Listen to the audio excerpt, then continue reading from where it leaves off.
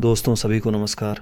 हम हमेशा की तरह एरोनोवा कंपनी के ऑफिस में हैं और आज हमारे साथ बातचीत है solar group crowd investing platform के संस्थापक और पहलकर्ता से, और ऐसे प्रोजेक्ट्स के संस्थापक जैसे कि द्विगातेली दुएनोवा, दुयूनोव के इंजन, नई पीढ़ी के एयरशिप।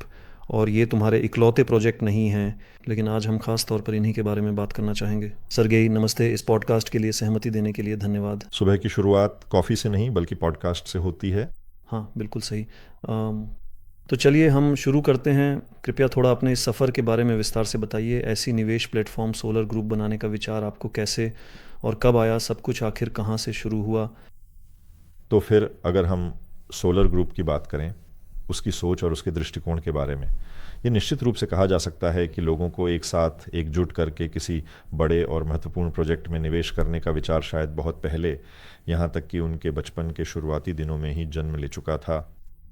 याद है जब हम छोटे थे तब बहुत सी बातें होती थीं कि कुछ बड़ी कंपनियां लोगों को कुछ चीज़ें बांट रही हैं वगैरह। तब मुझे FOMO, fear of missing out जैसा एक गहरा एहसास हुआ था। ऐसा कैसे हो सकता है? मैं उस समय में नहीं जी रहा था जब बड़ी बड़ी कंपनियां स्थापित हो रही थीं, जिनका मैं कम से कम एक छोटा सा अल्पांश शेयरधारक या मालिक बन सकता था। लेकिन वह स्वर्णिम समय अब चला गया है और शायद तभी पहली बार यह विचार मेरे मन में आया और घर कर गया। फिर मैंने सब कुछ देखा, कई सफल और बड़ी कंपनियों की कहानियां देखीं जिनके बनने के बारे में मुझे बिल्कुल भी पता ही नहीं था और जिनमें मैंने कोई भी भागीदारी नहीं की थी। और निश्चित रूप से सभी को शेयरधारक की ज़िंदगी, रेंटियर की ज़िंदगी आकर्षित करती है, जब आप केवल अपनी कमाई से नहीं बल्कि उन पैसों से भी जीते हैं जिन्हें आपने निवेश किया है, न कि केवल उन पैसों से जो आपने कमाए हैं। और आप किसी बड़ी अच्छी गंभीर कंपनी की गतिविधियों से मिलने वाले डिविडेंड्स प्राप्त करते हैं। इसलिए यह विचार काफ़ी पहले आया था, लेकिन उस समय ऐसे कोई साधन उपलब्ध नहीं थे जो इस विचार को वास्तविकता में बदल सकें। और असल में विचार या कहें कि समस्या यह थी कि एक सामान्य निवेशक वही व्यक्ति होता था जिसके पास काफ़ी बड़ी रकम होती थी, बड़ी पूंजी होती थी। मेरे पास, मेरे पूरे परिचय में, और जैसा मुझे लगता था ज़्यादातर लोगों के पास, वे आम लोग हैं जिनके पास कोई बड़ी पूंजी नहीं है। ऐसे लोग कंपनियों के लिए निवेशकों के नज़रिए से बिल्कुल भी दिलचस्प नहीं होते, इसलिए किसी ने भी उन्हें निवेशक बनने का कोई प्रस्ताव नहीं दिया। और पहले मान लीजिए 1 मिलियन या 1 लाख लोगों को जिनकी पूंजी छोटी छोटी थी, उन्हें एक साथ जोड़कर एक बड़ा पूंजीगत फंड बनाना इंटरनेट या आधुनिक तकनीकों के बिना वास्तव में असंभव था। उस समय ऐसी कोई भी सुविधा उपलब्ध नहीं थी और यहीं पर यह तीव्र इच्छा पैदा हुई कि किसी बड़ी चीज़ का हिस्सा बना जाए। ऐसी स्थिति में जब ये उपकरण उपलब्ध हो गए तो यह विचार आया कि क्यों न आम लोगों को लेकिन बड़ी संख्या में छोटी छोटी राशियों के साथ एकजुट किया जाए।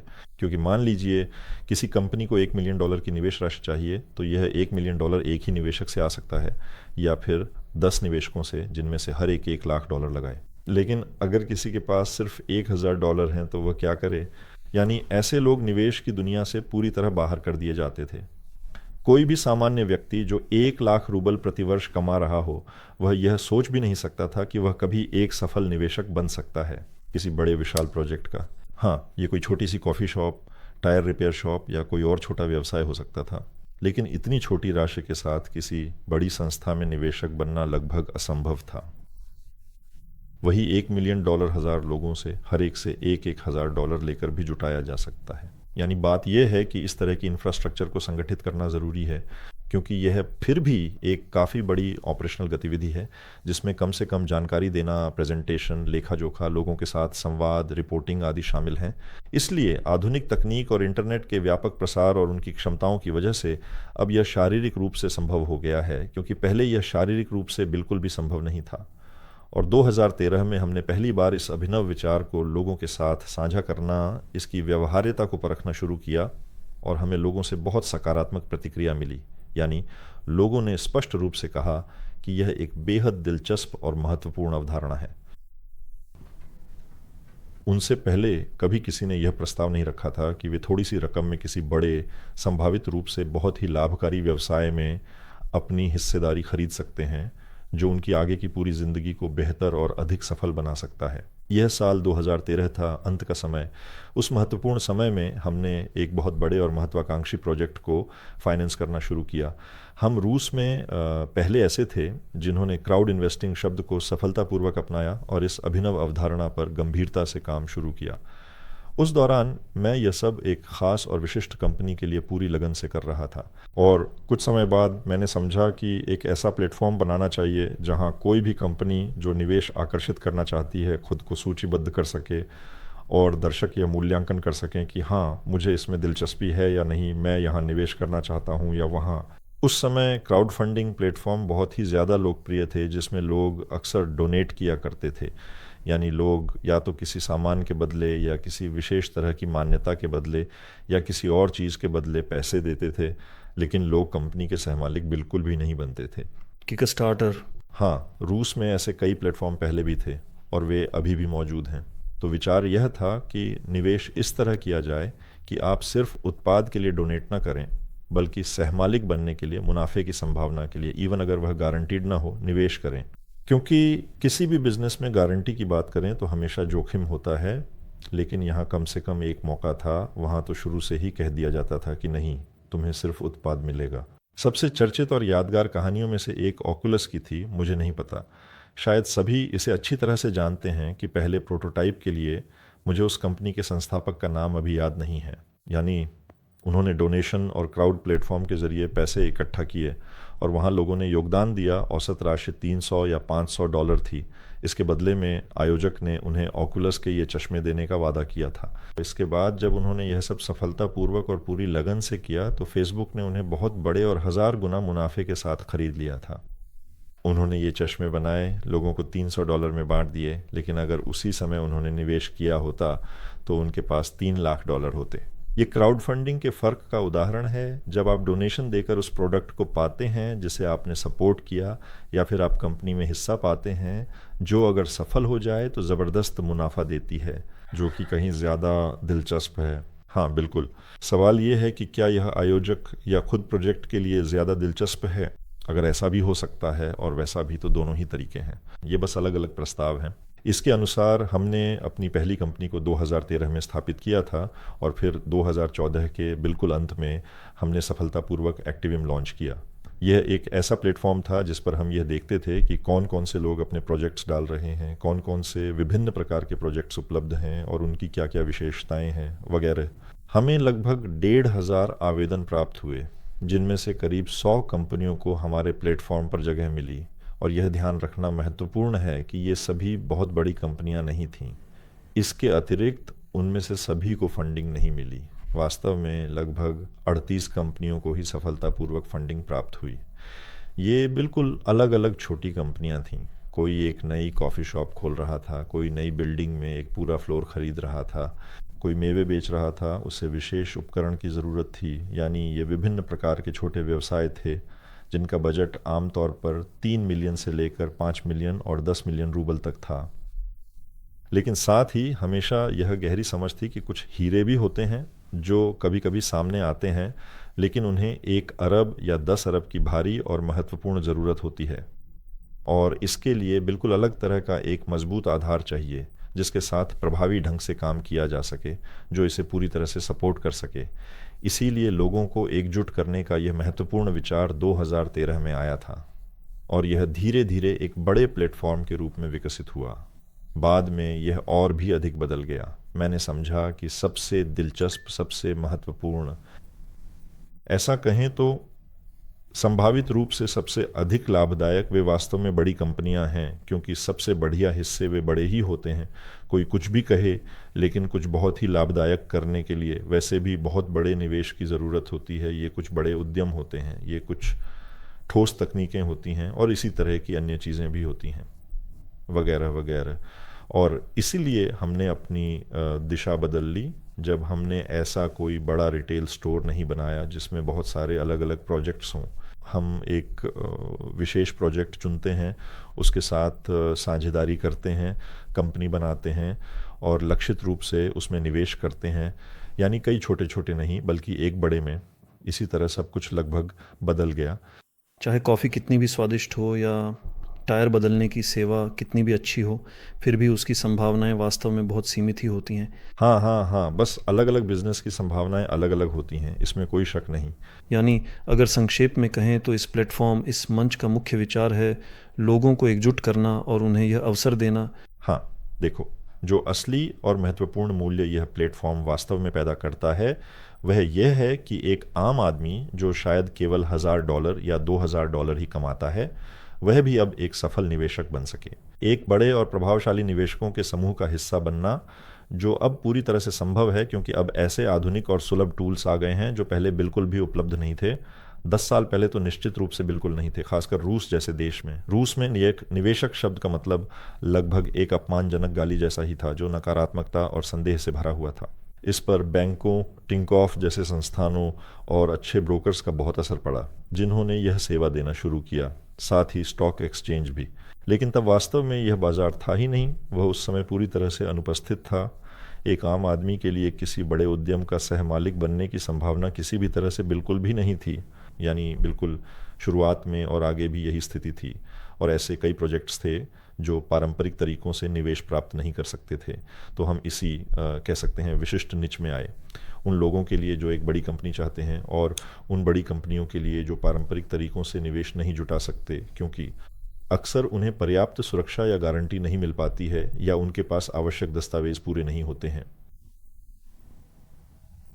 पारंपरिक बड़े निवेशक अपनी अच्छी जिंदगी को और भी बेहतर बनाने के लिए किसी भी तरह का जोखिम नहीं उठाते हैं, जबकि ये प्रोजेक्ट्स वास्तव में वेंचर टाइप के हैं। और बहुत सारे ऐसे लोग जिनके पास छोटे छोटे निवेश करने की क्षमता है, वे निश्चित रूप से ऐसा कर सकते हैं, क्योंकि यह वित्तीय बोझ सब पर समान रूप से बढ़ जाता है। यही इस दिशा में विकसित हुआ है। यह उन सभी लोगों के लिए एक महत्वपूर्ण खासियत है कि वे एकजुट होकर किसी बड़ी और महत्वपूर्ण चीज़ का हिस्सा बन सकते हैं और उन्हें उस चीज़ तक पहुंच आसानी से मिल सकती है जो पहले उनके लिए बिल्कुल भी संभव नहीं थी। असल में क्राउड इन्वेस्टिंग ने मुझे डोयानोव की शुरुआत और पहले प्रोजेक्ट से ही आकर्षित किया था जिसे उन्होंने पूरा किया था। लेकिन सच कहूँ तो मैंने हाल ही में ही क्राउड इन्वेस्टिंग की पूरी ताकत को महसूस किया है। आखिरकार जब लोग एकजुट होकर सिर्फ एक लक्ष्य के लिए साथ आते हैं तो वे बिना किसी बड़े की भागीदारी के कोई भी विचार, कोई भी सबसे साहसी योजना को साकार कर सकते हैं। हाँ, जानते हो, एक और बात है, मुझे नहीं पता क्या इस फ्रेम को डाला जा सकता है, मतलब है, एक कॉन्फ्रेंस थी, उसमें एक प्रेजेंटेशन थी कि रूस में असल में पूंजी सही मायने में किसके पास है, यानी वह दरअसल वास्तविकता में किसकी है।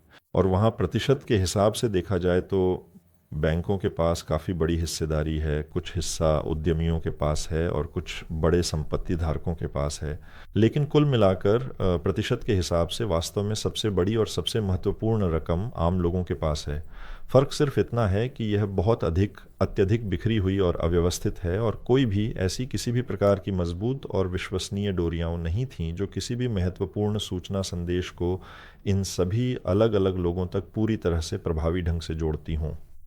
हमने ये तय किया कि हम ऐसी मजबूत और टिकाऊ डोरियां बनाएंगे। हम उन लोगों के पास जाएंगे जिनके पास पैसे की सबसे बड़ी प्रतिशत हिस्सेदारी है और हम उनके लिए ये विशेष डोरियां बनाएंगे। उन सभी लोगों के लिए जिनसे कोई कभी नहीं जुड़ा, जिन्हें कभी भी मौका नहीं दिया गया कि वे खेलें, कम से कम निवेश की शुरुआत करें, समझें, जानें और आजमाएं। तो क्योंकि पहले ज़्यादातर लोगों के दिमाग में यह था कि कोई ना कोई विशेषज्ञ होता है जो बैंक में या कहीं और निवेश के क्षेत्र में है, मैं उसी पर पूरी तरह से भरोसा करता हूँ, मैं उससे सवाल पूछूंगा, वही सब कुछ तय करेगा। फिर इंटरनेट का आगमन हुआ, पूरी तरह से सूचना का युग आया। अब कोई भी व्यक्ति, बिल्कुल कोई भी व्यक्ति उसी जानकारी तक आसानी से पहुंच सकता है जितनी उस विशेषज्ञ के पास उपलब्ध है जिसने बस उस पर अपना ध्यान केंद्रित किया था। मुझे अच्छी तरह से याद है, हम एक कॉन्फ्रेंस में थे जिसे बेलगोस्प्रोम बैंक ने बेलारूस में सफलतापूर्वक आयोजित किया था। ये साल 2013 था, एक महत्वपूर्ण वर्ष जब यह घटना घटित हुई। वहाँ बैंक के मालिक स्वयं बैठे थे जिन्होंने इस महत्वपूर्ण विषय का आयोजन किया था और इसकी पूरी व्यवस्था संभाली थी। उस समय वह बैंक बेलारूस का चौथा सबसे बड़ा और एक बहुत ही प्रभावशाली बैंक था। उन्होंने हमें एक विशेष मंच के रूप में आमंत्रित किया था जहां हम अपनी बात रख सकें, और बैंक के मालिक ने यह स्पष्ट रूप से कहा कि यह सारी महत्वपूर्ण सूचना सभी इच्छुक व्यक्तियों के लिए पूरी तरह से उपलब्ध है और क्यों बैंक का कोई विशेषज्ञ ये बेहतर तय करेगा कि तुम्हारे पैसे कहाँ लगाए जाए, जब तुम्हारे पास भी वही जानकारी है, बल्कि तुम ज़्यादा समय और गहराई से सोच सकते हो। और उस समय उस बैंक की सोच यह थी कि हमने समझ लिया है कि हम इस आंदोलन को नहीं रोक सकते, तो क्यों ना हम ही इसका नेतृत्व करें। ये बेलारूस था और उन्होंने एक बैंक के रूप में अपने लिए ये बात बहुत स्पष्ट कर ली थी, क्योंकि किसी न किसी मायने में क्राउड प्लेटफॉर्म बैंक के लिए एक तरह की प्रतिस्पर्धा है। लोग बैंक में अपने जमा खातों में पैसे रखते हैं और बैंक उन पैसों को अपनी संपत्ति के रूप में मानता है। इसके बाद बैंक अपनी मर्जी और विवेक के अनुसार उन पैसों का विभिन्न निवेशों में उपयोग करता है। और यहाँ एक नया और अभिनव प्लेटफॉर्म सामने आता है जो स्पष्ट रूप से कहता है, चलिए इसे सीधे सीधे और पारदर्शी तरीके से करते हैं। आप यहाँ अपने सभी प्रोजेक्ट्स डालिए और संभावित निवेशक आप में से ही चुनेंगे, और ये प्रोजेक्ट्स की एक तरह की खुली एक्सचेंज होगी। असल में ये एक आज़ादी की अभिव्यक्ति होगी और इस पूरे हिस्से में बैंक की ज़रूरत ज़्यादा नहीं रह जाती है। और ऐसा लग सकता है कि बैंकों को इससे ऐतराज़ होना चाहिए, लेकिन वहाँ तो उल्टा ही हुआ। उन्होंने कहा कि चलिए बैंक ही इस प्रक्रिया को संगठित करता है, चलिए हम अपनी कुछ जिम्मेदारियाँ कम कर लेते हैं और लोगों को खुद ही चुनने देते हैं। मुझे लगता है इसी लहर के चलते ऐसे टूल्स सामने आने लगे जहाँ कोई भी इच्छुक व्यक्ति अपने स्मार्टफोन से किसी कंपनी में निवेश कर सकता है। बिल्कुल, यहाँ कई चीज़ें एक साथ सामने आईं, क्योंकि इंटरनेट की व्यापक उपलब्धता ने बहुत कुछ बदल दिया। सर्विसेज और पेमेंट्स की आसान उपलब्धता ने भी बहुत कुछ परिवर्तित कर दिया। फ़ोन में इन ऐप्स का आना, सारे चैट्स, ये सब छोटी बातें लगती हैं, लेकिन असल में ये बिल्कुल भी छोटी बात नहीं है। जानकारी इतनी गंभीरता और तेज़ी से फैलती है, और पहले जो बहुत सी चीज़ें असंभव थीं, अब वे सभी संभव हो गई हैं। पहले जिसके पास जानकारी होती थी उसके पास बहुत बड़ा फ़ायदा होता था, लेकिन अब ये फ़ायदा नहीं है, अब सब बराबर स्थिति में है। तुमने बताया था कि बहुत सारे प्रोजेक्ट्स थे जिन्हें तुमने फाइनेंस करने के लिए देखा था। आमतौर पर प्रोजेक्ट्स के चयन की पूरी प्रक्रिया कैसे होती है? कृपया विस्तार से बताएं। मुझे पता है कि बहुत लोग तुमसे संपर्क करते हैं और तुमने कई अलग अलग क्षेत्रों पर विचार किया है। हाँ, तो जानते हो शुरू में कैसे था? देखो, मैंने खुद किसी को सीधे तौर पर फाइनेंस करने का फ़ैसला नहीं किया। मैंने ये महत्वपूर्ण फ़ैसला किया कि किसे प्लेटफॉर्म पर लाना है ताकि उनमें संभावित रूप से निवेश किया जा सके। वहाँ ये बहुत लंबी बात है, ये थोड़ा मुश्किल होगा। चलो मैं बेहतर यही बताता हूँ कि जिन प्रोजेक्ट्स को इस प्लेटफॉर्म पर लाया गया, उनमें से कभी कभी मुझे कुछ ऐसे अद्भुत और अनमोल हीरे दिखे जिन्हें देखकर मैंने सचमुच सोचा, ये तो कोई चमत्कार है, ये आम क्यों नहीं हुआ, ये पूरी दुनिया में क्यों नहीं फैला। और तभी प्रोजेक्ट्स के लिए दूसरी वैचारिक नींव बनी, जिनके साथ काम करना मुझे व्यक्तिगत रूप से सबसे ज़्यादा दिलचस्प और महत्वपूर्ण लगता है, जिनमें मैं सबसे बड़ी और उज्ज्वल संभावनाएं देखता हूँ। वह कैसी दिखती है?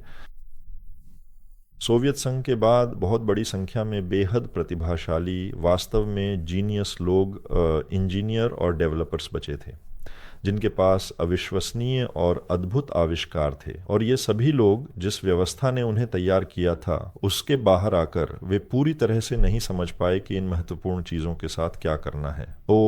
मतलब वे सोशल नेटवर्क्स को पसंद नहीं करते। ये आमतौर पर बड़े गंभीर लोग होते हैं जिनकी अपनी टीमें होती हैं, और वे एक कैसे मैं कहूँ,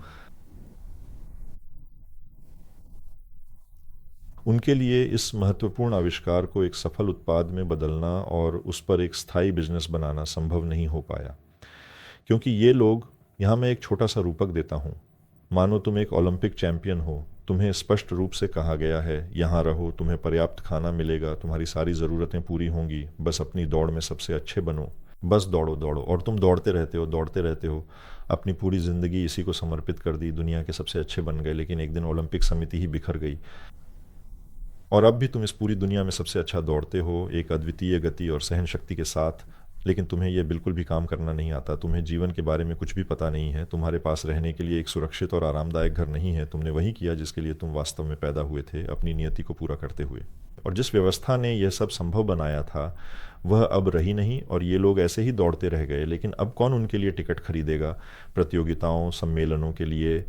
और इस तरह एक तरह का वास्तविकता से पूरी तरह डिस्कनेक्ट हो गया किसी सुंदर चीज़ से।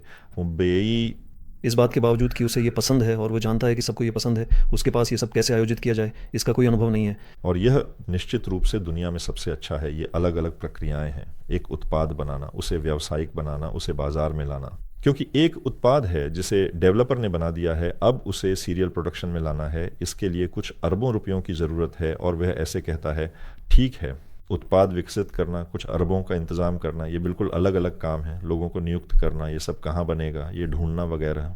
इसलिए मैंने समझा कि सोवियत संघ में ऐसे बहुत सारे लोग बचे हुए हैं। मैंने उन्हें ढूंढना शुरू किया, पूछता था कि वे कहाँ मिलते हैं। विभिन्न टीवी कार्यक्रमों से, कुछ अच्छी और ज्ञानवर्धक किताबों से, कुछ प्रतिष्ठित शिक्षण संस्थानों से, कुछ लोकप्रिय यूट्यूब चैनलों से। हम वहाँ जाते थे, उनसे विस्तार से बातचीत करते थे, फिर वापस अपने स्थान पर जाते थे, फिर उनसे दोबारा बातचीत करते थे। और समस्या ये भी है कि वे सभी काफ़ी अधिक उम्र दराज हैं, वे अब बहुत बुज़ुर्ग हो चुके हैं, और जिन महत्वपूर्ण परियोजनाओं के साथ हम बातचीत कर रहे थे, उन लोगों में से कई जल्द ही चले जाएंगे और उनके साथ ही यह अनमोल तकनीक भी चली जाएगी। और मुझे फिर से FOMO, fear of missing out का गहरा एहसास हो रहा है। एक बड़ी संस्था ने कई सालों तक किसी चीज़ पर काम किया, वह सबसे बेहतरीन बन गई, पूरा देश उसमें लगा था और वह सबसे बेहतरीन बन गई, और सिर्फ इसलिए कि इसके लिए पैसे और समर्थन नहीं मिला, ये सब बस चला जाएगा और हमेशा के लिए चला जाएगा, ये कभी वापस नहीं आएगा। मैंने कार्यक्रम देखे हैं जिनमें बताया जाता है कि अगर अब चाँद या कहीं और जाना हो तो फिर से वही पूरा रास्ता तय करना पड़ेगा, क्योंकि तकनीकें खो चुकी हैं। कोई भी तकनीक बनाना है तो फिर से पूरा रास्ता शुरू से तय करना पड़ेगा, और इसके लिए फिर से संस्थान बनाने होंगे, बहुत सारा पैसा लगेगा। ये दर्जनों, शायद 100 साल लग सकते हैं, और अविश्वसनीय धनराशि चाहिए। और ये व्यक्ति तो कल तक भी ये सब कुछ कर सकता था। और मुझे किसी तरह की अन्याय की एक गहरी भावना होती है, फोमो की भावना, जैसे कोई बहुत ही अच्छी संभावना मेरे हाथ से छूट गई हो। इस बात ने मुझे बहुत अधिक प्रेरित किया है। और फिर हमने ऐसे ही लोगों को ढूंढना शुरू किया, और इसी तरह मेरी और दिमित्री अलेक्जेंद्रोविच के साथ में मिलकर काम करने की शुरुआत हुई। हाँ, इसी तरह डिरिजेबल्स, हवा में उड़ने वाले विशालकाय जहाज़ों के बारे में भी ये सब कुछ इसी महत्वपूर्ण संबंध से जुड़ा हुआ है। मैं हमेशा हंसता था जब मैं संस्थान में पढ़ता था, मैं गणित और प्रोग्रामिंग की पढ़ाई कर रहा था। मुझे बिल्कुल समझ नहीं आता था कि मुझे इसकी ज़रूरत क्यों है, लेकिन जैसे ही मैंने ऐसे काम करने शुरू किए जो प्रक्रियाओं को स्वचालित करते हैं, यानी असल में मैं उसी क्षेत्र में काम कर रहा हूँ जिसकी पढ़ाई मैंने संस्थान में की थी। हाँ, मेरी स्पेशलाइजेशन का नाम था सूचना प्रणालियों के प्रशासन का गणितीय समर्थन, यानी सूचना प्रणालियों की प्रक्रियाओं का पूरी तरह से स्वचालन करना, और असल में निवेशकों के साथ काम का संगठन भी यही है, जो कि बहुत महत्वपूर्ण और अत्यंत आवश्यक है।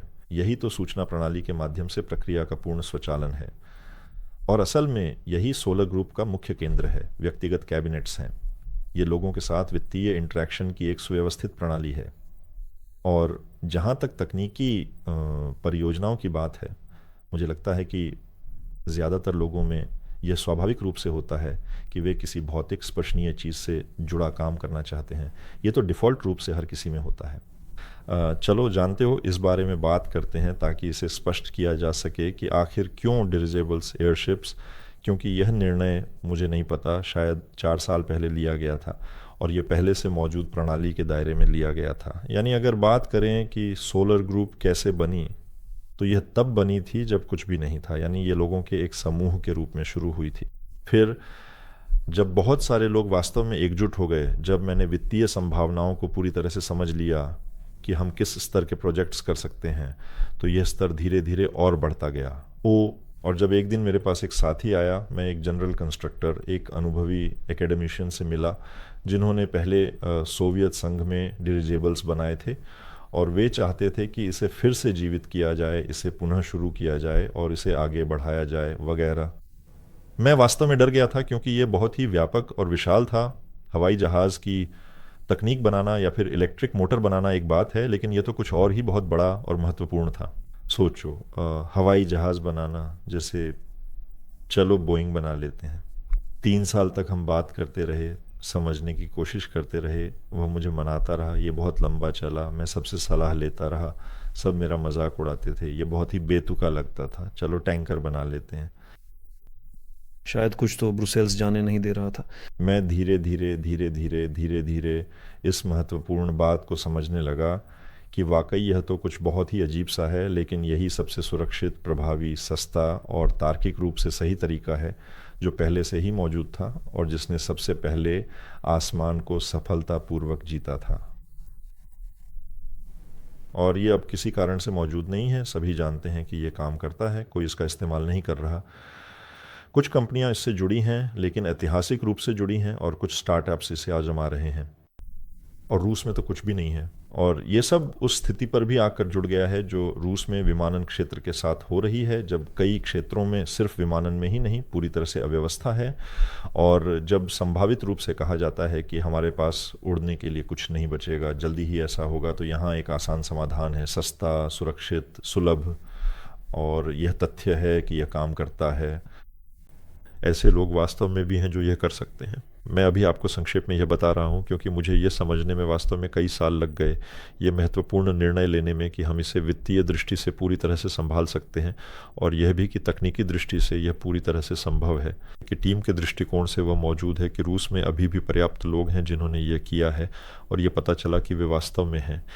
ये सुनिश्चित करना कि वे सभी फिर से इसमें शामिल होने के लिए पूरी तरह से सहमत हैं, और फिर हमने ये महत्वपूर्ण काम शुरू किया। और केवल तब जब मैंने पूरी तरह से समझा कि सब कुछ ठीक है, करने वाले लोग हैं, करने के लिए एक महत्वपूर्ण चीज़ है, सबको ये करना अच्छी तरह से आता है, इसकी बहुत अधिक ज़रूरत है, ये वास्तव में लाभकारी है, ये सफलतापूर्वक लागू किया जा सकता है, कोई छुपी हुई समस्या नहीं है, जो हैं भी वे हल की जा सकती हैं, और बहुत सारी आधुनिक चीज़ें हैं। और इसी तरह पहले से मौजूद एक बहुत बड़े आंदोलन के तहत, जो लगभग 10 साल पहले शुरू हुआ था, एक नए प्रोजेक्ट को शुरू करने का विचार फिर से पूरी तरह से जीवित हुआ। और फिर से मेरे लिए इसका सबसे बड़ा और सबसे महत्वपूर्ण तर्क हमारे समुदाय की अविश्वसनीय प्रतिक्रिया थी। हमारे पास इस समय लगभग 500 मिलियन सक्रिय लोग हैं। मैं निश्चित रूप से ऐसा एक प्रोजेक्ट करने जा रहा हूं, क्योंकि इस तरह की व्यापक वायरलिटी को आप यूं ही किसी संयोग से नहीं बना सकते हैं। ये तो समझ में आता है कि वायरलिटी बनाने के कई प्रभावी और सुनियोजित तरीके होते हैं, जिन्हें अक्सर रणनीतिक रूप से लागू किया जाता है, लेकिन मेरा मतलब है वैश्विक स्तर पर एक ऐसी स्थिति में जहां अगर कोई मामला या परिस्थिति वास्तव में बहुत ख़राब है, और कभी कभी ऐसा होता है कि आप विकास को रोक ही नहीं सकते, बल्कि इसके ठीक विपरीत होता है। जैसे बर्फ का गोला धीरे धीरे खुद ही लुढ़कता है। उल्टा इस तरह के टूर्नामेंट को अब रोकना ही बहुत मुश्किल हो जाता है। और एक और महत्वपूर्ण बात ये सामने आई कि एयरशिप्स बहुत से लोगों के गहरे सपनों से जुड़ी हुई हैं। आसमान कुछ ऐसा है जिसमें एक अद्भुत रोमांस है, खासकर ये विशालकाय एयरशिप्स। ये हमारी संस्कृति में बहुत सी जगहों पर दिखाई देती हैं, जैसे कि फिल्मों में और विभिन्न किताबों में, लेकिन वे हैं ही नहीं। ये बहुत अजीब है।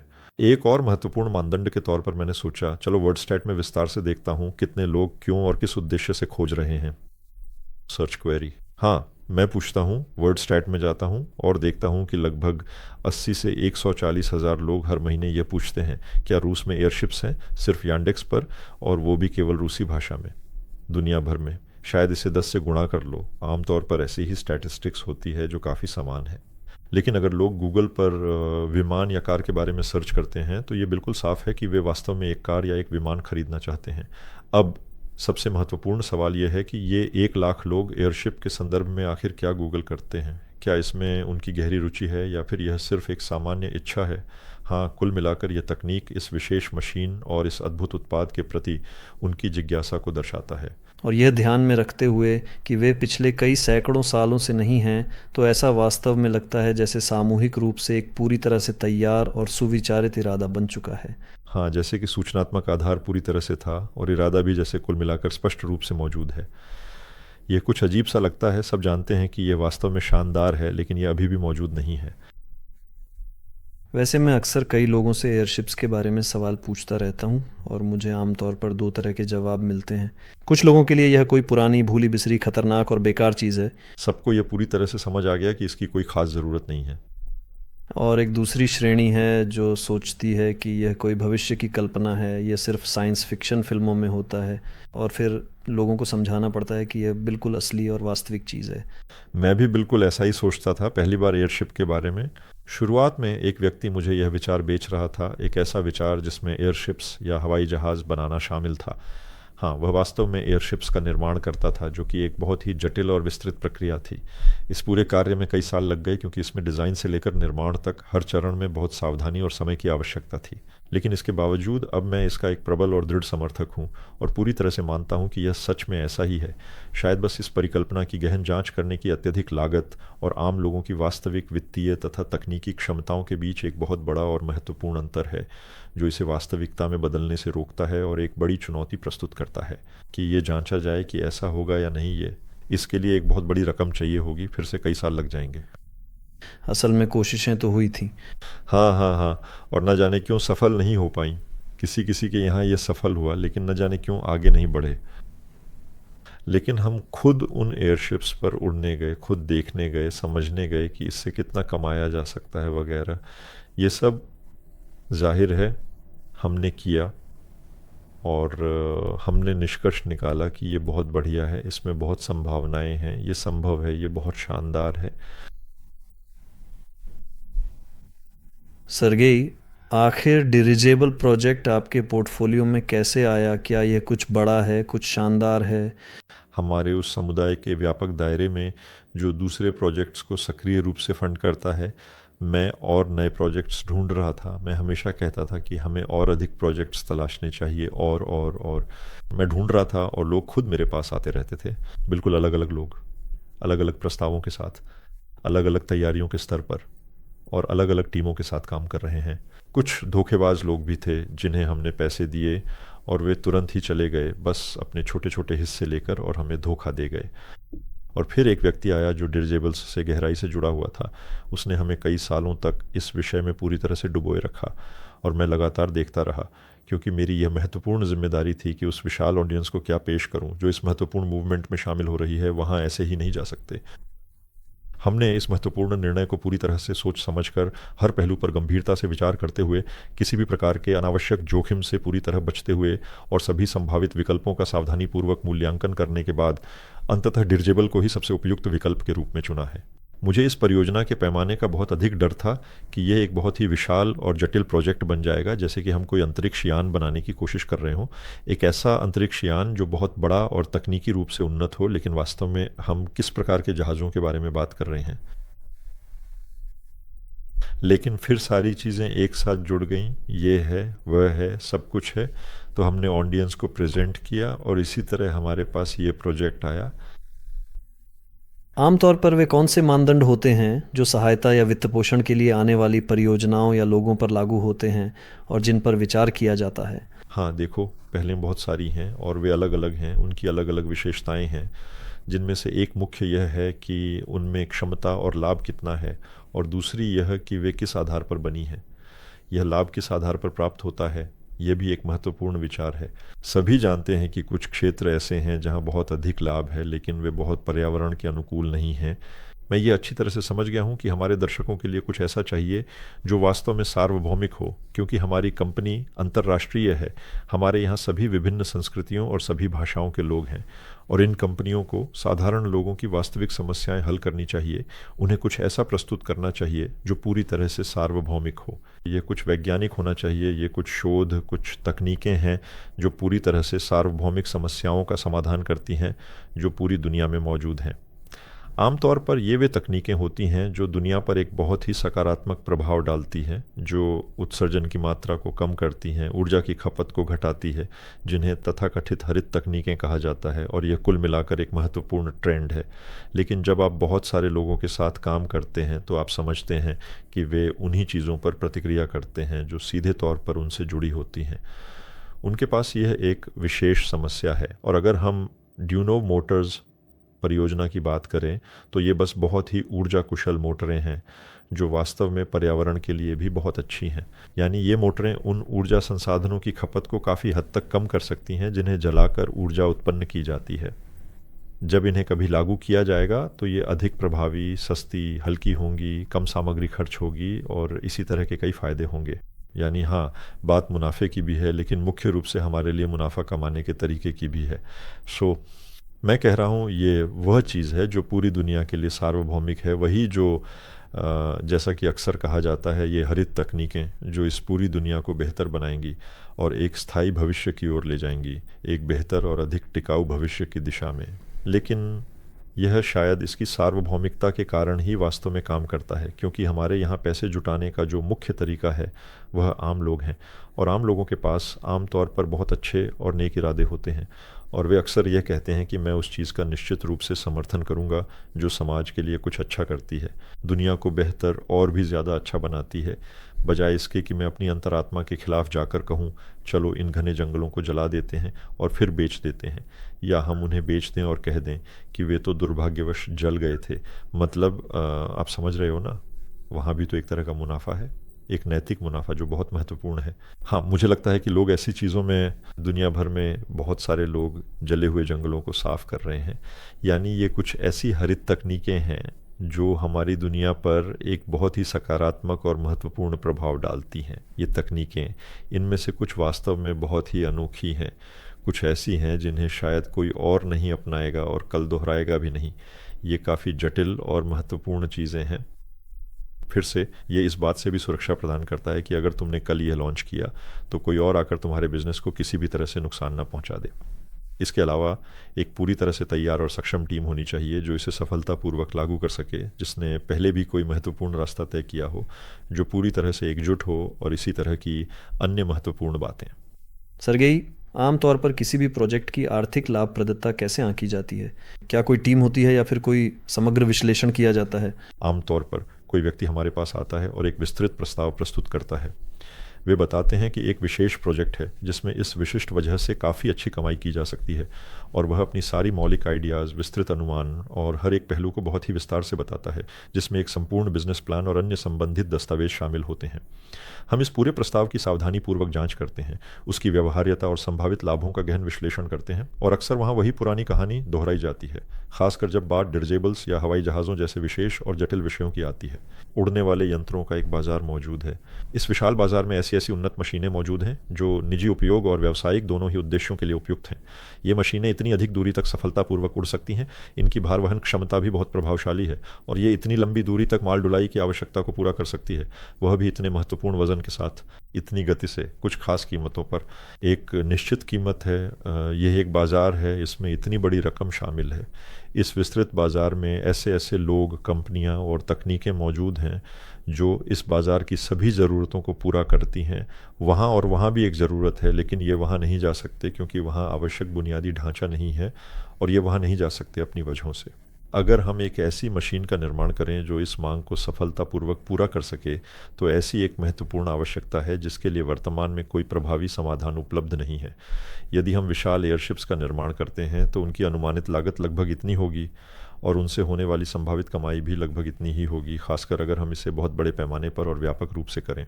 और जब आप इसे देखते हैं तो वहाँ बिल्कुल अविश्वसनीय आंकड़े होते हैं। ऊपर से इसमें संचालन के लिहाज से भी कई महत्वपूर्ण और विशिष्ट खासियतें हैं, जैसे कि आपको लंबी लैंडिंग स्ट्रिप्स बनानी होंगी, संभावित रूप से बहुत बड़ी मालवाहक क्षमता वगैरह, और आप बस इससे सहमत हो जाते हैं, इसकी गहनता से जांच करते हैं, या तो आप सहमत होते हैं या नहीं होते। फिर यह धीरे धीरे और बहुत सावधानी से जांचा जाता है। इसी तरह से इस सब की संभावित लाभप्रदता की पूरी और विस्तृत गणना की जाती है। और सबसे अच्छे निष्कर्ष में यह था कि एयरशिप्स में तो वाकई कुछ अद्भुत ही है। तो मैं कहता हूँ, चलो सबसे आसान और स्पष्ट उदाहरण देता हूँ। जब हम जर्मनी गए थे विशेष रूप से एयरशिप्स पर उड़ने के लिए, फिर से वही बात है जो बहुत ही स्पष्ट और समझने योग्य है। जर्मनी में एक प्रसिद्ध जेपेलिन कंपनी है, उनके पास वर्तमान में 3 मशीनें हैं, और वे सभी 14 सीटों वाली आरामदायक यात्री एयरशिप्स हैं। उनमें से 2 लगातार उड़ती रहती हैं, यानी लगातार काम करती हैं। वे मुख्य रूप से टूरिस्टिक हैं, और वे आधे घंटे, 1 घंटे और 1.5 घंटे की उड़ान की सेवा प्रदान करती हैं, झीलों, ऊंचे पहाड़ों के ऊपर, वहाँ स्विट्ज़रलैंड और जर्मनी की सीमा के बिल्कुल पास। मैंने कहा, चलो उड़ने चलते हैं। इन टिकटों की कीमत मेरे ख्याल से लगभग 400 यूरो से लेकर 900 यूरो तक है। सारे टिकट 6 महीने पहले ही बिक जाते हैं। आखिरकार हमने अपने टिकट खरीद लिए। फिर पाशा ने कहा, मैं भी तो तुम्हारे साथ ही जाना चाहता हूँ, चलो अब एक और टिकट खरीदते हैं। ये यानी 6 महीने में एक भी टिकट खाली नहीं मिला। आप बस ये जोड़ सकते हैं कि वे कितने पैसे कमाते हैं। इसके लिए आधिकारिक आंकड़े भी उपलब्ध हैं कि वे वास्तव में कितना कमाते हैं। इन 2 विशालकाय डिरिजिबल्स पर वे सालाना $150 मिलियन कमाते हैं, सिर्फ 2 डिरिजिबल्स पर, जिनमें 14 सीटें हैं। आर्थिक गणना बहुत ही आसान मानी जाती है और यह तो सिर्फ पैसेंजर सेवा की बात है, जो कि एक महत्वपूर्ण पहलू है। ये तो समझ में आता है कि जर्मनी है, स्विट्ज़रलैंड की नज़दीकी है और यहाँ यूरो ही चलता है, न कि रूबल भी। ये पूरी तरह से स्पष्ट है कि इस डिरिजिबल को बनाना, उसका रखरखाव और संचालन करना कितना बहुत खर्चीला है, और वे कितनी आसानी से और सरलता से कमाई करते हैं, जबकि यह तो सिर्फ एक दिशा है, वह भी केवल मनोरंजन की एक विशेष दिशा। यानी यह वास्तव में कोई अनिवार्य चीज़ नहीं है, बल्कि यह केवल आनंद और खुशी की आवश्यकता को पूरी तरह से पूरा करने के लिए है। और दुनिया में ऐसे बहुत से महत्वपूर्ण और जटिल सवाल हैं जहां डिरिजिबल के अलावा किसी और वैकल्पिक तरीके से कुछ भी करना या किसी भी कार्य को सफलतापूर्वक पूरा करना बिल्कुल भी संभव ही नहीं है। खासकर हमारे यहाँ रूस में। हाँ, जब देश क्षेत्रफल के हिसाब से सबसे बड़ा है। बहुत से लोग इस बारे में अक्सर नहीं सोचते, लेकिन अगर आप नक्शे पर ध्यान से देखें तो आसानी से अंदाज़ा लगाया जा सकता है कि रूस में कहाँ वास्तविक जीवन और सभ्यता है। मेरे ख्याल से यह 40% से भी कम है। 60% विशाल हिस्से में कभी लोग रहे होंगे, लेकिन अब वहाँ न तो कोई विकास हुआ है, न ही कोई आबादी है, और न ही वहाँ तक भौतिक रूप से पहुँचना संभव है। अगर हम उस प्रस्ताव की बात करें जो सोलर ग्रुप बाज़ार को देता है, तो ये समझना बहुत ही महत्वपूर्ण और आवश्यक है कि हम पूरी दुनिया में विभिन्न देशों में सफलतापूर्वक काम करते हैं। यानी हमारे पास ज़्यादातर निवेश अलग अलग देशों से आते हैं, विशेष रूप से अफ्रीका से, एशिया से और अमेरिका को छोड़कर ये सभी महत्वपूर्ण निवेश सीधे रूस में आते हैं। और रूस में कुछ बहुत ही खास और अनूठा बनाया जा रहा है, कुछ सचमुच शानदार, कुछ बहुत बड़ा और महत्वपूर्ण। यानी सभी प्रमुख भाषाओं में किसी भी देश से आसानी से भुगतान करने और किसी भी देश में भुगतान वापस पाने की पूरी सुविधा के साथ। यानी हमारे पास एक बहुत ही गंभीर और वास्तव में शानदार आईटी सिस्टम है जो किसी भी व्यक्ति के लिए पूरी तरह से उपयुक्त है, जैसे एक बड़ा इंटरनेट स्टोर जिसमें आप अच्छी कमाई भी कर सकते हैं। ये एक अच्छी सेवा है, सभी भाषाओं में इसका अनुवाद उपलब्ध है, लगातार जानकारी प्रदान की जाती है और लगातार सार्वजनिक रूप से काम किया जाता है। हम एक तरह से नेटफ्लिक्स पर चलने वाले किसी सीरियल की तरह हैं जो लगातार बताता है कि क्या हो रहा है, सब कुछ लाइव दिखाता है कि कैसे आगे बढ़ रहा है। इसीलिए मैं ऐसी कोई प्लेटफॉर्म, प्रोडक्ट, कोई मार्केटिंग कंपनी या कुछ और नहीं जानता जो इतनी बहुप्रकारी और किसी भी व्यक्ति के लिए अलग अलग भूमिकाओं में भी इतनी सुलभ हो, इस श्रेणी में कि मैं बस ये देखूंगा कि वहाँ वास्तव में क्या हो रहा है और फिर उस महत्वपूर्ण भूमिका तक, ठीक है, मैं एक छोटी सी राशि लगभग $50 निवेश करूंगा और ठीक है, मैं लोगों को एक दूसरे से जोड़ने में पूरी तरह से मदद करूंगा।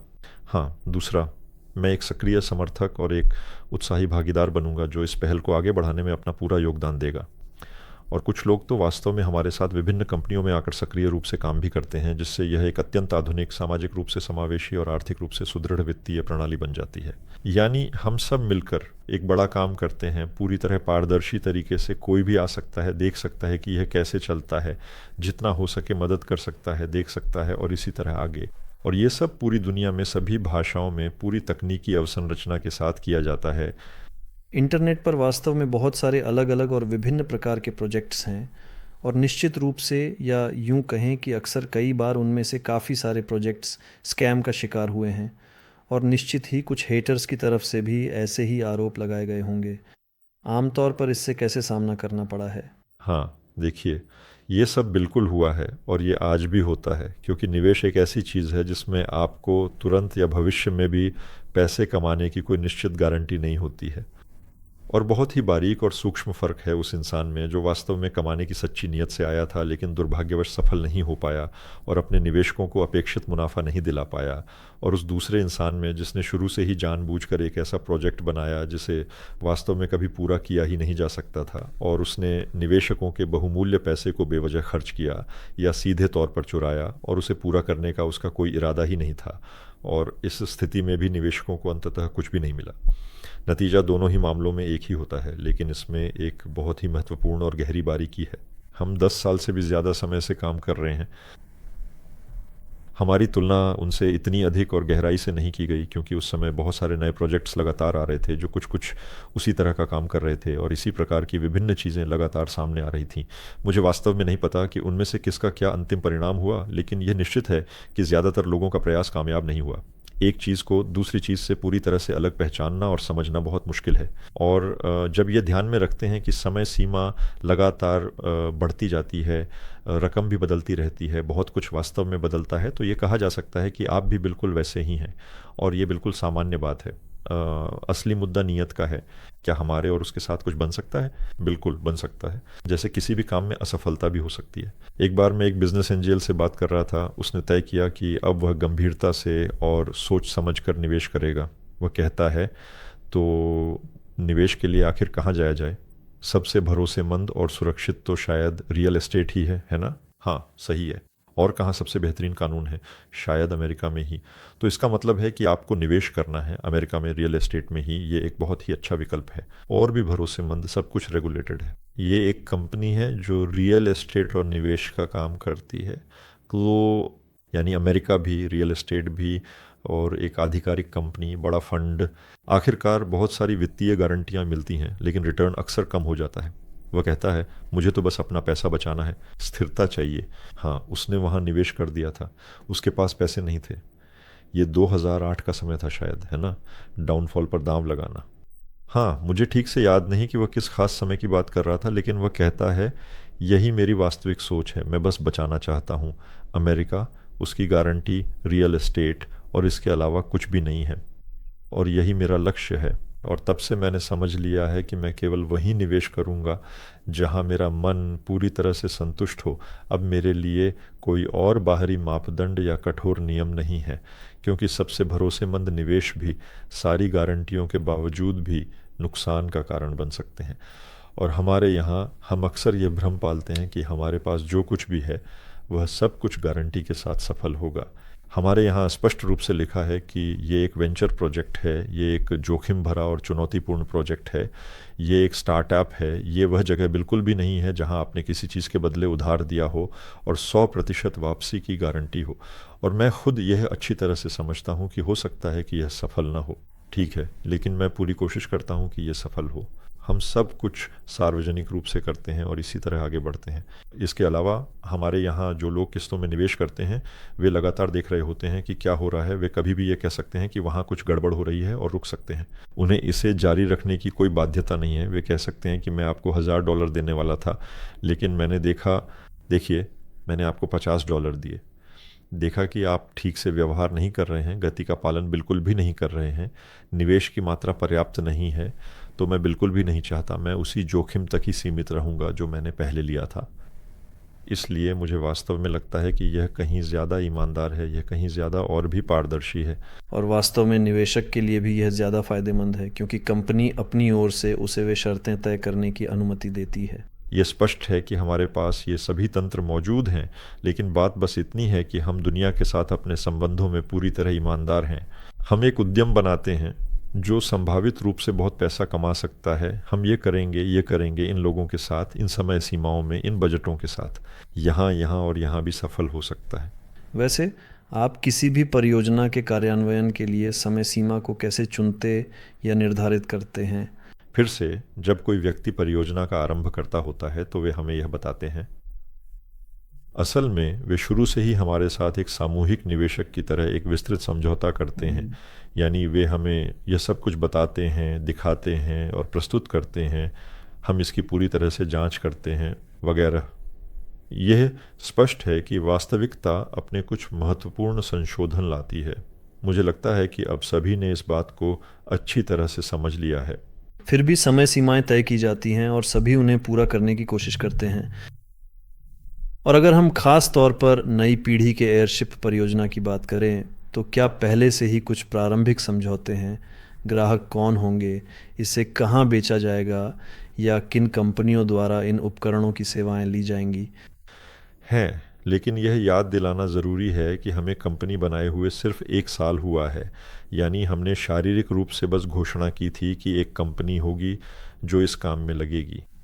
हमने उन मशीनों के प्रकार और उनके आकार को तय कर लिया है जिन्हें हम वास्तव में बनाएंगे। यानी सबसे पहले ये बिना पायलट और पायलट के साथ चलने वाली मशीनें होंगी। दूसरे, ये छोटे आकार के, मध्यम आकार के, कठोर, अर्ध कठोर और नरम प्रकार की होंगी। हमने यह भी तय कर लिया है कि इनका उपयोग किस लिए किया जाएगा। जैसे कि संचार के लिए, निगरानी के लिए, यात्री माल के लिए, केवल यात्रियों के लिए, केवल मालवाहक के लिए, पायलट के साथ संचालित होने वाले और बिना पायलट के संचालित होने वाले। तुम्हारे पास अभी उत्पाद नहीं है, लेकिन तुम उसकी विशेषताएं पहले ही बता सकते हो और इच्छुक लोग खुद ही आने लगेंगे। हमने भी ऐसा ही किया। हमारे पास असल में बनी हुई मशीनें नहीं थीं। हमने बस कहा कि हम इन्हें बनाएंगे, हम इस दिशा में जा रहे हैं, जिससे रुचि हो वह आ सकता है।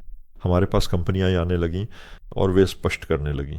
वे कहते हैं आप 2 टन वाला बनाने वाले थे, लेकिन अगर आप 3 टन वाला बनाएंगे तो हमें इतनी संख्या चाहिए। और हम सोचने लगे हमारे लिए 2 टन वाला बनाना हो या 3 टन वाला, क्या फ़र्क है? कोई ख़ास फ़र्क नहीं है। और हमने बाज़ार से विस्तृत फीडबैक लेना शुरू किया कि विभिन्न ग्राहकों को विशेष तौर पर क्या चाहिए। इसके परिणाम स्वरूप हमारे पास अलग अलग प्रकार की कंपनियां आने लगीं, जिनमें छोटी निजी कंपनियों से लेकर बड़ी और महत्वपूर्ण सरकारी कंपनियां तक शामिल थीं। बिल्कुल, विशेष रूप से तेल क्षेत्र में, जहां हमारी विशेषज्ञता की बहुत आवश्यकता थी। वे कहते हैं कि हमें तेल क्षेत्र में ऐसे स्थानों पर माल ढोना है जहाँ सड़कें नहीं हैं। मतलब वहाँ टावर डाल देते हैं, वहाँ पहुँचना नामुमकिन हो जाता है अगर सब कुछ बह गया हो या ऐसी कोई स्थिति हो। और फिर तुम वहाँ इंतज़ार करते हो, आधा साल गंवा देते हो, और तुम वहाँ इंतज़ार करते हो, आधा साल खो देते हो।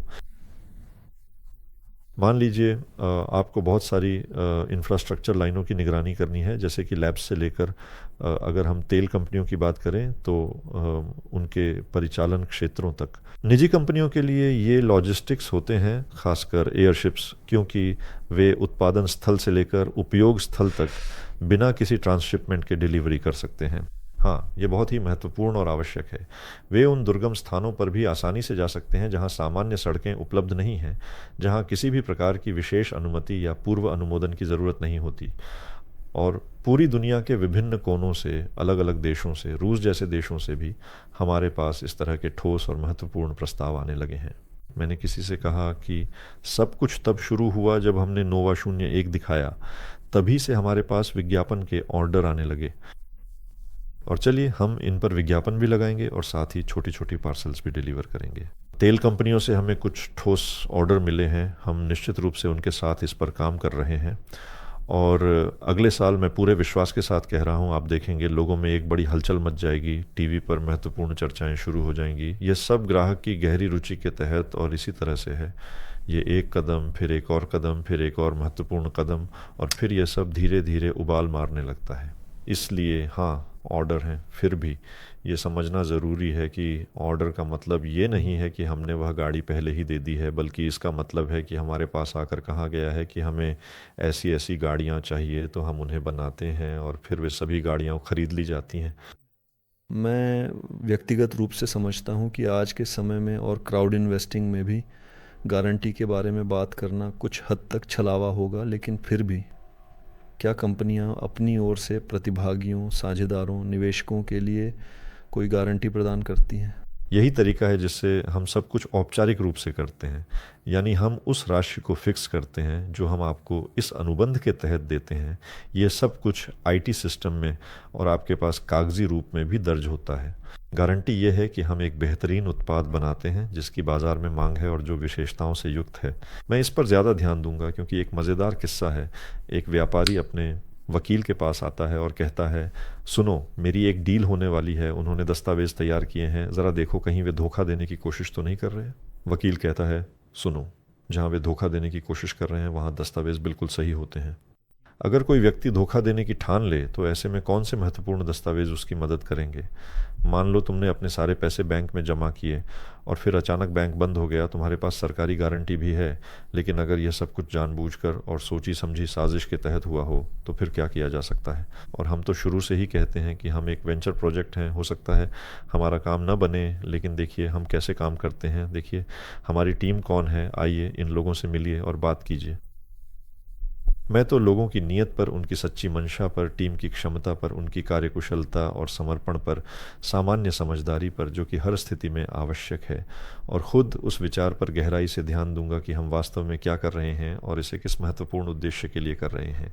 इसके अलावा आज के दिन सोलर ग्रुप के पास पहले से ही लगभग पूरी तरह से तैयार किया हुआ एक महत्वपूर्ण प्रोजेक्ट है। ये काम शून्य से बिल्कुल भी शुरू नहीं हो रहा है, बल्कि एक लगभग पूर्ण रूप से तैयार प्रोजेक्ट है और उसका ठोस परिणाम भी साफ साफ स्पष्ट रूप से दिखता है, जो सिर्फ कागज़ों पर ही नहीं है। हाँ, हर एक निवेश में अलग अलग तरह के जोखिम निश्चित रूप से होते हैं। यहाँ पर साधारण धोखाधड़ी का जोखिम है, तकनीकी जोखिम भी है, गलत विचार का जोखिम है और बाहरी जोखिम भी मौजूद हैं। हर निवेश परियोजना में बिल्कुल जोखिम होते ही हैं, यह एक सच्चाई है और इसे समझना महत्वपूर्ण है। हाँ, सवाल ये है कि उनकी पृष्ठभूमि क्या है, उन्होंने मुश्किलों का सामना कैसे किया और भी बहुत कुछ। इसलिए यहाँ आप उनकी पिछली गतिविधियों को देख सकते हैं। सर्गेई, क्या आप ग्राहकों और उन भागीदारों के साथ विश्वासपूर्ण संबंध बनाने में कोई मुख्य विशेषता बता सकते हैं जो परियोजना में भाग लेते हैं? शायद ये तथ्य कि हम 10 साल से काम कर रहे हैं और अपने भागीदारों के प्रति अपनी जिम्मेदारियों का उल्लंघन नहीं करते, सब कुछ ठीक से चलता है। शायद ये भी कि हम पूरी तरह से पारदर्शी हैं, चाहे वह भागीदार हों, निवेशक हों या बाहरी दुनिया हो। हम जो कुछ भी करते हैं उसे रिकॉर्ड करते हैं और नियमित रूप से समाचार जारी करते हैं। हम नियमित रूप से कॉन्फ्रेंस आयोजित करते हैं जिनमें लोगों को आमंत्रित करते हैं कि वे आकर देखें हमने क्या किया है। हम खुद शारीरिक रूप से उपलब्ध हैं, हमारा ऑफिस उड़ान उपलब्ध है, यानी हम खुद को बंद नहीं करते। हम 1 साल बाद फिर आपके पास आएंगे और आपको बताएंगे। मुझे लगता है कि यह हमारी बड़ी खासियत है। सर्गेई, क्या आप साझा कर सकते हैं कि कंपनी ने उन चुनौतियों को कैसे पार किया जिनका उसे सामना करना पड़ा, जैसे कि कोविड? क्योंकि कई व्यवसाय इससे बुरी तरह प्रभावित हुए और सिर्फ क्राउड इन्वेस्टिंग वाले ही नहीं बल्कि वे भी जो वास्तव में काम कर रहे थे, कमाई कर रहे थे और काफ़ी बड़ी कंपनियां थीं। कंपनी ने उस दौर को कैसे झेला? शायद हाँ, सबसे बड़ी कहानी निश्चित रूप से कोविड की थी, जिसने बाद में एसवीओ विशेष सैन्य अभियान में भी काफ़ी हस्तक्षेप किया। बहुत सी कंपनियों और मेरे उद्यमी मित्रों के लिए सच में सब कुछ बहुत दुखद रूप से समाप्त हो गया था। किसी हद तक हमें किस्मत ने बहुत साथ दिया क्योंकि हम शुरू से ही ऑनलाइन काम कर रहे थे। हमारी पूरी व्यवस्था आईटी इंफ्रास्ट्रक्चर पर आधारित थी और इसके अलावा हम उस समय भी पूरी दुनिया में सफलतापूर्वक काम कर रहे थे। और ये एक महत्वपूर्ण तथ्य है कि लोगों को अपने घरों पर ही बैठना पड़ रहा था। हमारे काम में इससे कोई भी बाधा उत्पन्न नहीं हुई। पहली बात तो यह है कि रूस में जो समस्याएं वास्तव में शुरू हुईं वे इतनी गंभीर बिल्कुल भी नहीं थीं क्योंकि बाकी पूरी दुनिया में सब कुछ पहले की तरह ही चलता रहा। आगे इसका क्या असर हुआ? मान लीजिए उस समय हम सक्रिय निर्माण प्रक्रिया में थे और मुझे लगता है कि उस समय धातु की कीमत 3 गुना बढ़ गई थी और हमारी इमारत धातु के ढांचे से बनी थी। इससे लागत में वृद्धि हो गई। हमने ये पूरी बात अपने निवेशकों को समझाई और उन्हें दिखाया। निवेशकों ने इसे बहुत ही सकारात्मक रूप से समझा। हमने ऐसी ही योजना बनाई थी। आप खुद ही देख सकते हैं कि वास्तव में क्या हो रहा है। ये वस्तुनिष्ठ तथ्य हैं। हमारे पास कौन सा विकल्प है? या तो हम अलग हो जाएं या फिर हम इस वास्तविकता को स्वीकार करें और इसके लिए बजट बढ़ा दें। इसी तरह से यह सब कुछ झेला गया। लेकिन हाँ, हमारे पास उन महत्वपूर्ण कार्यक्रमों की कमी थी जो हम पहले ऑफलाइन आयोजित करते थे, इसलिए हमने सब कुछ ऑनलाइन करना शुरू कर दिया। इसलिए कुल मिलाकर हम पहले से ही सूचना माध्यम में थे, यानी ज़मीन पर काम नहीं कर रहे थे जहां सब कुछ बंद था, बल्कि इंटरनेट पर थे। इसलिए कहा जा सकता है कि इसमें हमें किस्मत भी मिली। आपने कई बार उल्लेख किया है कि विभिन्न देशों के लोग परियोजनाओं का समर्थन करते हैं। क्या आप विस्तार से बता सकते हैं कि कौन कौन से देश इसमें भाग लेते हैं और उनकी संख्या कितनी है? हम वास्तव में इसका आंकड़ा भी दिखा सकते हैं। हमारे पास लगभग 190 देश हैं जिनमें से हमारे निवेशक हैं और लगभग 30 देश ऐसे हैं जहां हमारे राष्ट्रीय प्रतिनिधि हैं। इसमें अफ्रीका, एशिया और यूरोप शामिल हैं, लेकिन अब यूरोप की संख्या कम हो गई है। यह भी हम सीधा आंकड़ों के रूप में दिखा सकते हैं। हमारे यहाँ राष्ट्रीय प्रतिनिधित्व की एक प्रणाली स्थापित की गई है, यानी वहाँ ऐसे लोग हैं जो नियमित रूप से सक्रिय रूप से काम करते हैं।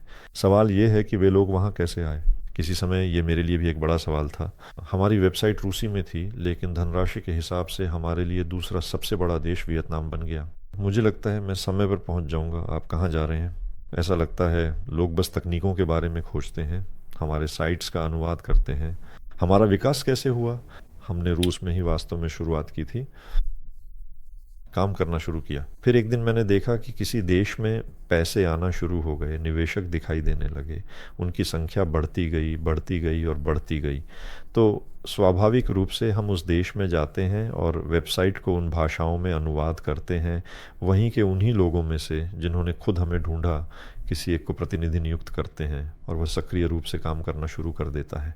और इसी तरह हमारा काम आगे बढ़ा और आखिरी बार जहाँ मैं खुद भी गया था, वह अफ्रीका थी। यह वास्तव में अद्भुत है जब हम देखते हैं कि दूसरी संस्कृतियों के लोग जो विभिन्न भाषाएं बोलते हैं और फिर भी हमारी सोच उन्हें अपनी सी लगी, जैसे कि यह उनके अपने विचार हों। मेरे पास कुछ अविश्वसनीय लोग थे। मेरे मन में अफ्रीका को लेकर धारणाएं थीं, जैसे दुनिया के ज़्यादातर लोगों के मन में रूस को लेकर यह धारणा है कि यहाँ लोग भालुओं पर सवारी करते हैं।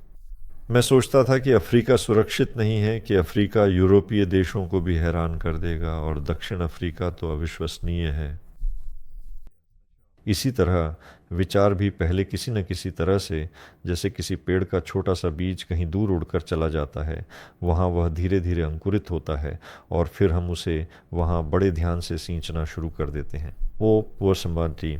इसी तरह हम दुनिया के कई देशों में सफलतापूर्वक पहुँचे और वहाँ वे विकसित हो रहे हैं। राष्ट्रीय प्रतिनिधि सक्रिय रूप से काम कर रहे हैं, अपनी गतिविधियों का विस्तार कर रहे हैं।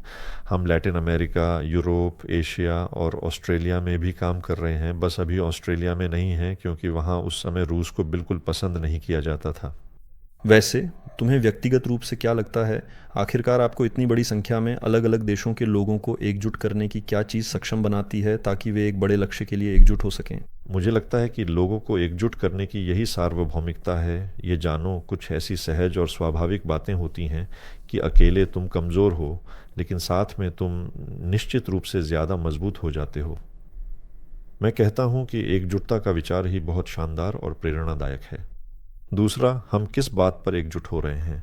एक दयालु, सकारात्मक, महत्वाकांक्षी लक्ष्य के इर्द गिर्द। रचनात्मक? हाँ, रचनात्मक। हाँ, बिल्कुल।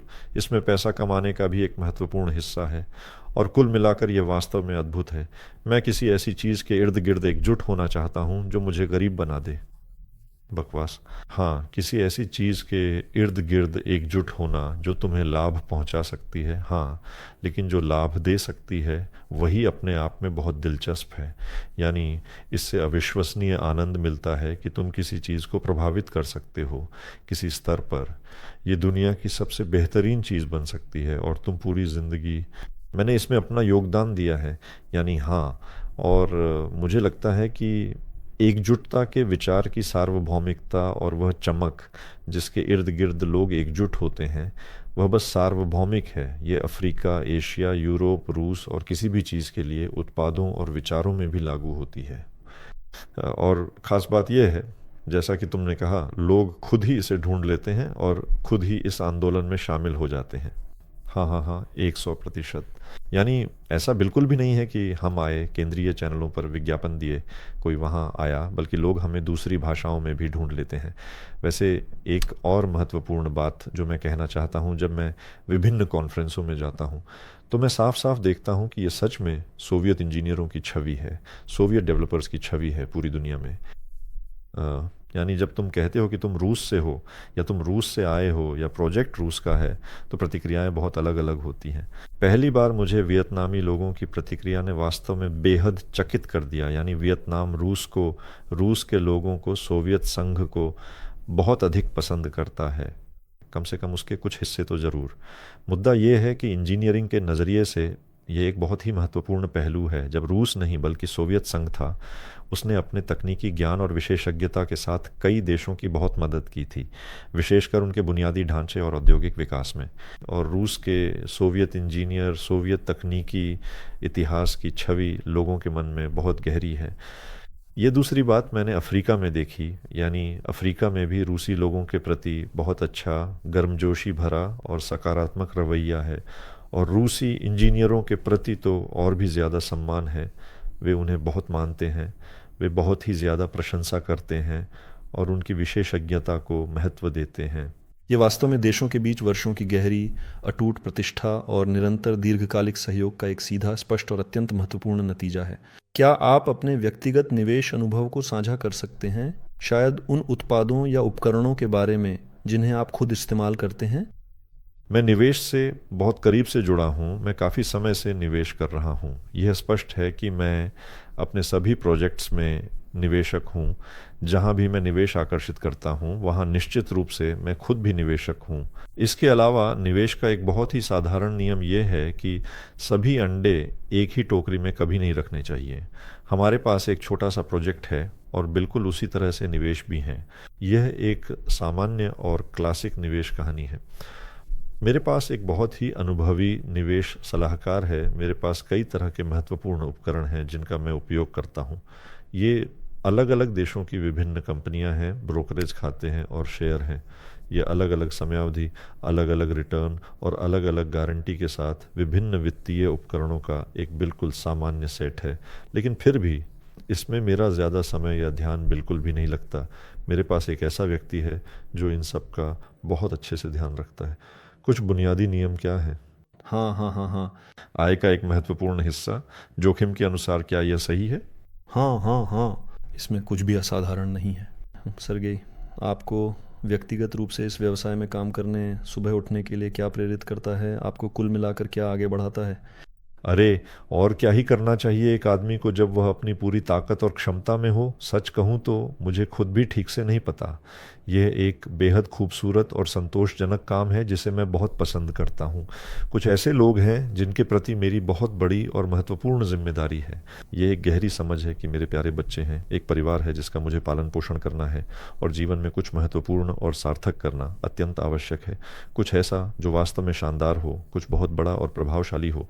जब तक मुझ में शक्ति और सामर्थ्य है, जब तक मेरे भीतर यह प्रबल इच्छा शक्ति जीवित है, मुझे दृढ़ता से लगता है कि यह एक पूरी तरह से सक्षम और जिम्मेदार इंसान की एक स्वाभाविक और अंतर्निहित प्रक्रिया है, अपनी समस्त क्षमताओं और सीमाओं के दायरे में रहते हुए कुछ अच्छा, असाधारण और बड़ा करने की निरंतर कोशिश करना। मुझे ऐसा लगता है कि हर एक इंसान के साथ यह निश्चित रूप से वास्तव में ऐसा ही होता है। मुझे लगता है अगर हर इंसान के पास ऐसे ही प्रेरणाएं हों तो हमारी दुनिया निश्चित रूप से बेहतर दिशा में बदल जाएगी। आखिरकार, दीर्घकालिक दृष्टि में तुम वास्तव में किस चीज़ की ओर बढ़ना चाहते हो? अंत में कहाँ पहुँचना चाहोगे? मैंने कभी अपनी ये लक्ष्य साफ साफ लिखे थे। मैं एक कंपनी बनाना चाहता हूँ, अंतर्राष्ट्रीय बड़ी, जो लगभग 100 प्रोजेक्ट्स को साकार करने में मदद करे, ठीक वैसे जैसे दीर्जाबले है। यानी मैं अपने लिए ऐसा नहीं देखता कि मैं सिर्फ विमान निर्माण या किसी और विशेष क्षेत्र में जाऊं, बल्कि मैं अपनी भूमिका लोगों को एकजुट करने, नई प्रतिभाओं की खोज करने, बेहतरीन उत्पादों और महत्वपूर्ण प्रोजेक्ट्स को प्रभावी ढंग से ढूंढने और लोगों की क्षमता को किसी उत्पाद की क्षमता के साथ एक व्यवस्थित और सुसंगत तरीके से समग्र रूप से जोड़ने में देखता हूं, जिससे बड़ी संख्या में टेक्नोलॉजिकल कंपनियों को सफलतापूर्वक साकार होने में मदद मिले। कुछ बड़े और महत्वपूर्ण प्रोजेक्ट्स जो गंभीर रूप से बहुत अधिक पैसे कमाते हैं, उन निवेशकों को एक शानदार जीवन प्रदान करते हैं जिन्होंने उनका समर्थन किया। यह अन्य निवेशकों को भी इन प्रोजेक्ट्स की मदद करने के लिए प्रेरित करता है ताकि यह पूरी प्रणाली सक्रिय हो सके। कुछ बहुत साहसी, बड़ा और दुनिया भर के बहुत सारे लोगों को एकजुट करने वाला कुछ रचे और उनकी उम्मीदों पर पूरी तरह से खरा उतरे। यही हमारी योजना है। तो अब भी 97 कंपनियां बाकी हैं।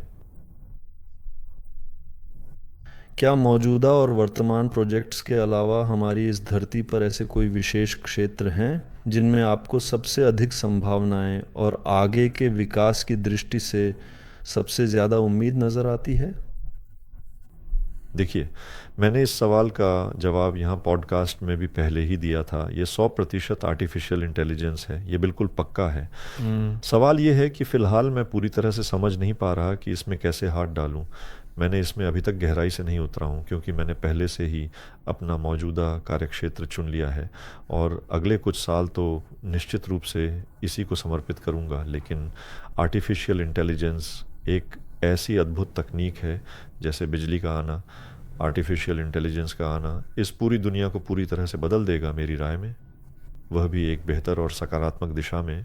मुझे लगता है कि अभी सभी कंपनियां वो लगभग एक समान और बराबर हैं, सबकी शुरुआत एक जैसी ही है और यही इस समय की सबसे बड़ी और महत्वपूर्ण संभावना है जो हर क्षेत्र को पूरी तरह से बदल देगी।